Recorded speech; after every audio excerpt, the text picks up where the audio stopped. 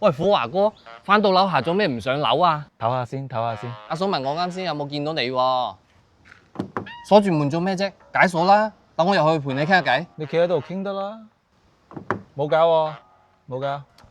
哦，我明。嗱，根據已婚男性行為學嚟講，你呢個行為叫做車廂歸宿效應。台車對於男人嚟講係唯一一個合法嘅，唔使講嘢又唔使交代行蹤嘅絕對領域。你唔係話唔想翻屋企，你只係喺度維持緊最後嘅主權。你講到咁深奧，仲有車廂係唯一一個可以大聲放屁但係唔會俾人話嘅空間。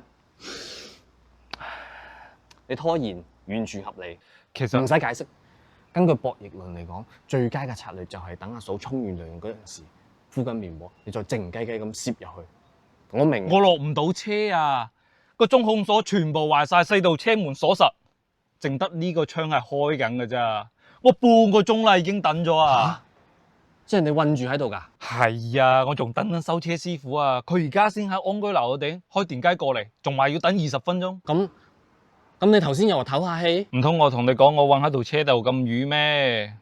你嗱聲同我老婆講聲，唔係話我唔想翻屋企，係我韞喺度車入堆，翻唔出去，明冇？